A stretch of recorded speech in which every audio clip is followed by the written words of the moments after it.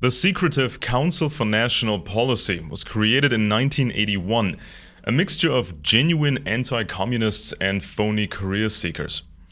Current books about the CNP, such as Shadow Network, Media, Money, and the Secret Hub of the Radical Right, shed a lot of light on the secretive organization, but are written from a typically left-wing perspective, so the usual distortions apply. When the CNP was founded in 1981, it was believed that within 50 years, a point of unstoppable decline for conservatism would be reached. The Texan Herman Paul Pressler III, a Houston judge who came from an influential family in the oil business, was a key figure in the creation of the CNP and also served as the organization's president. In 2018, the Houston Chronicle newspaper reported that several men had been raped by him decades earlier when he was a young priest. Paige Patterson, also an important figure in the early history of the CNP, covered up the matter. The priest Jerry Falwell set the tone for many issues, and Paul Weyrich used money from beer baron Joseph Coors and Richard Scaife from the Mellon clan to create the Heritage Foundation, a cadre factory that has produced countless Republican politicians. The term dominionism refers to the intention to form a completely Christian unified government. Other CNP founding members included the preacher Tim LaHaye, the oil entrepreneur Nelson Bunker Hunt, also sponsor of the Birch Society, which long controlled conspiracy media, and Joseph Coors. The CNP was able to crank out best-selling books like LaHaye's Left Behind series of novels, which have sold more than 65 million copies. CNP founder John Singlaub was a retired general and co-founder of the CIA. His activities spanned Manchuria during the Communist Revolution in China, the Korean War, Nicaragua, and the Afghan struggle against the Soviet occupiers. He was involved with the United States Council for World Freedom, the US branch of the World Anti-Communist League. The chapter was involved in the Iran-Contra affair. The Associated Press reported that Singlaub's private group became the public cover for the White House operation. The WACL was described by former member Geoffrey Stewart Smith as largely a collection of Nazis, fascists, anti-Semites, counterfeiters, vicious racists, and corrupt self-obsessed people. Colonel Oliver North got into trouble because of Iran-Contra and let it be known that the CNP was involved in active operations. At the scandal hearings in 1987, North was asked whether he had been employed by the National Security Council on a plan for national emergencies and contingency plans. It was revealed in the Miami Herald newspaper that the federal government was prepared to incarcerate US citizens en masse, contrary to the provisions of the Constitution. There was even a secret exercise for it called Readiness Exercise 1984 and programs like Garden Plot.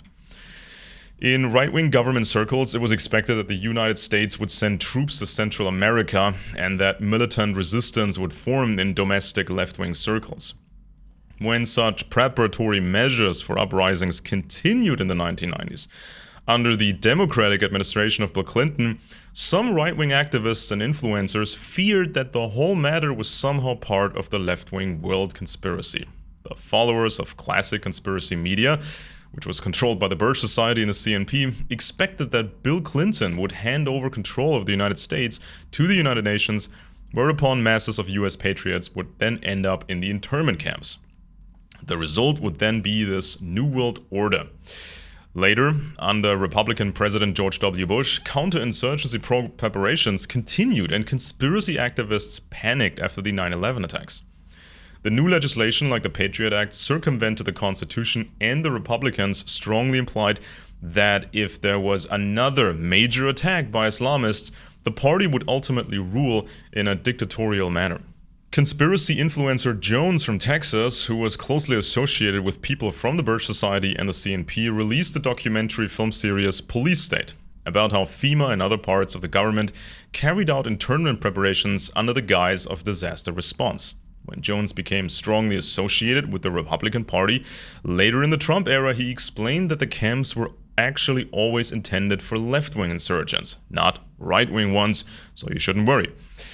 The Reagan era saw a massive expansion of political religious radio programming by the CNP. Many of the target audience did not read newspapers or did not want to pay newspaper subscriptions. You could get radio shows on the way to work, in the car, or while working.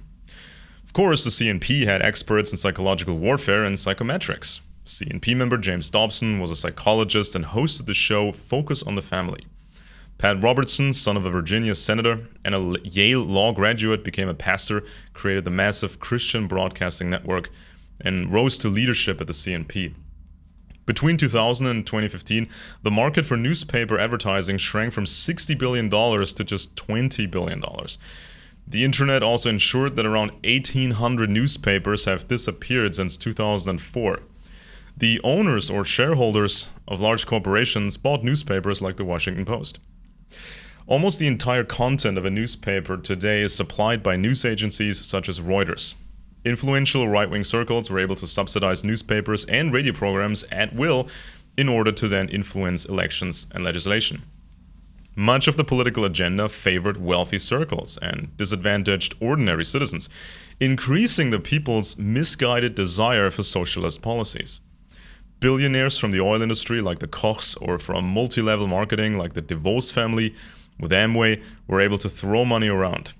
It is clear that this cartel was able to take over the entire conservative sphere so that nothing independent could ever develop.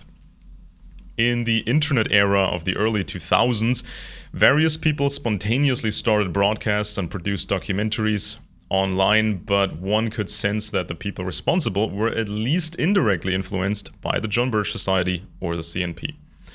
During the Bush era from 2000 to 2008, there was a growing scene of conspiracy ideologues who rejected the Republican Party. People complained about a two-party cartel and a strategy of dividing the population. There was an urgent recommendation to rely less on ideology and to find common ground between left, right, and Muslims. Anyone could spontaneously start a blog or put together a listening program or even a documentary without a real budget. However, the activist movement had not succeeded in forcing new official investigations into 9/11 or establishing significant new political candidates. The aging Ron Paul only symbolically ran as a presidential candidate in 2008. Resignation and frustration spread among the activists. Barack Obama's election victory didn't bode well, and the Republicans hadn't changed a single bit. 9/11 and the wars in Iraq and Afghanistan were no longer topics to mobilize people. From 2008 onwards, the CNP captured the conspiracy ideologists again. The greed for money and influence motivated the new generation of activists.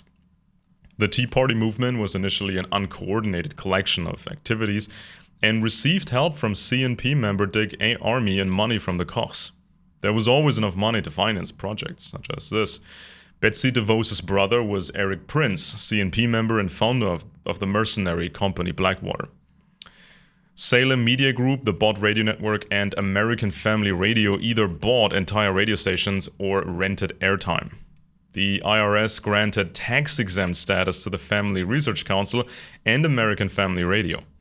The content was always very simple: Christian values and faith, patriotism, and agitation against the left. The Bott Network and American Family Radio also made profits from dubious nutritional supplements. The CNP circles recruited new talent like Mike Pence, who had long worked as a show host. The machine ran relentlessly. CNP leadership set the agenda, the donors provided the money, officials coordinated, and the media people propagated. Nevertheless, there was a big problem. Large parts of the youth couldn't really click with hyper-Christian slogans and strange ideas about what the government should look like. Older conservatives increasingly died out. Supposedly the CNP missed these trends, but this may have been intentional from higher-ups.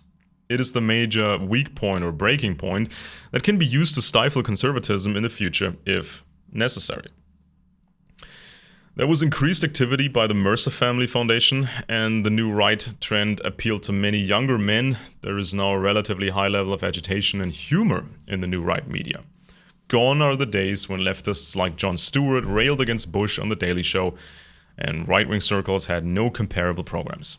However, Donald Trump introduced a major weak point. Trump was very old and had a devastatingly bad reputation when it came to women. The Red Pill movement, as a counterpart to radical feminism, served to make young men extremely unattractive to women. The CNP rehashed the old doctrine of dominionism, that is, single-party rule and Christian legislation. Some men hope that at some point they will be able to find young, pretty girls in arranged marriages. CNP people were initially very skeptical and even negative about Trump. Female CNP members like Marjorie Dannenfelser and Penny Nance tried to persuade Iowa voters not to support Trump under any circumstances. Things looked so bad for Trump that many people around him thought that he was guaranteed to lose and that his candidacy would at least increase his fame and perhaps then he would start a political TV channel. For ominous reasons, CNP people decided to support him. Conspiracy buffs suddenly paid homage to him as the savior of America. The Q cult celebrated the myth that Trump would use a secret team to arrest the Democrats. After his victory, Trump's administration was filled with people from the CNP orbit, the Heritage Foundation, etc., and the new judges for the Supreme Court also came from these cadres. It's abundantly clear that the legacy elites were in control, but the marketing gave the opposite impression, that Trump had come to clean up the mess. Depending on the need, the rug can be pulled out from under the right-wingers' feet at some point. The traditional line of the John Birch Society and parts of the CNP was that the Rothschild banking family and Anglo-Americans like the Rockefellers were the Illuminati. You had to differentiate between the good and the bad billionaires. As long as the conservative audience sticks to the right-wing circles, everything would somehow be okay again. The old myth that powerful conservatives will one day arrest the left was rehashed during Donald Trump's presidential campaign in the form of the Q cult and similar promises from Dr. Steve Pieczenik and General Flynn. The CNP's Tim LaHaye played an important role in helping religious right groups support George W. Bush for the presidency in 2000. At the same time, conspiracy buffs were adamant that Bush was part of the Illuminati conspiracy and wanted to usher in the New World Order. LaHaye said wholeheartedly, "I myself have been studying for 45 years the satanically inspired, centuries-old conspiracy to use government, education, and the media to destroy every trace of Christianity in our society and establish a new world order." He has read at least 50 books about the Illuminati, which means he's read over 50 run-of-the-mill conspiracy books, probably almost all of them works from the Birch Society and the CNP environment. And then he was seriously convinced that he understood the world and history. In this respect, he's no different from any activist who has fallen for identical material. The CNP is so powerful that even left-wing social scientists who research conspiracy theories often shy away from mentioning it and explaining the scope of the Birch Society.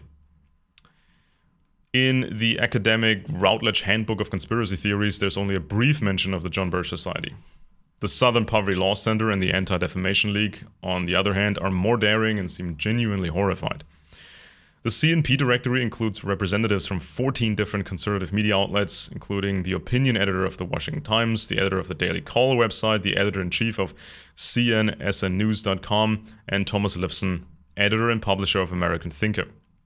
The In Memoriam section of the 2014 directory features W. Cleon Skousen, a longtime John Birch Society speaker.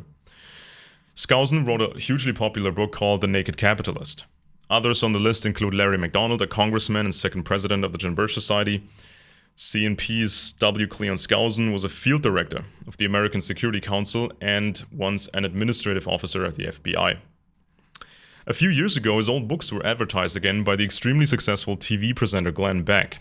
After Skousen left the FBI, the agency became increasingly concerned about his views and created a file on him that grew to 2,000 pages. During his service, he had nothing to do with counterintelligence against communists.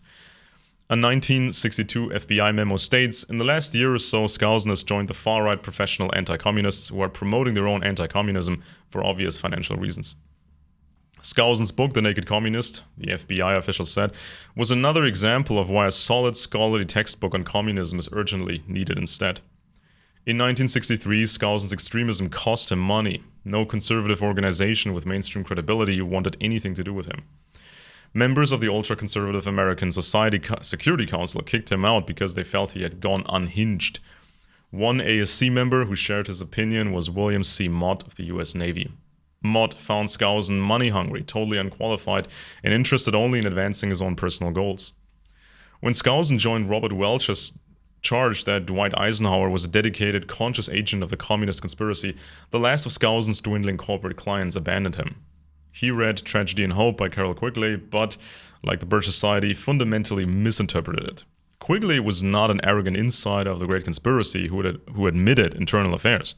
Quigley was a big fan of the Anglo way of life. However, he was concerned about secret networks especially from Britain, who networks that made decisions that proved to be disastrous. Now, he's looked extensively at a giant deception maneuver of Britain against the German Nazis.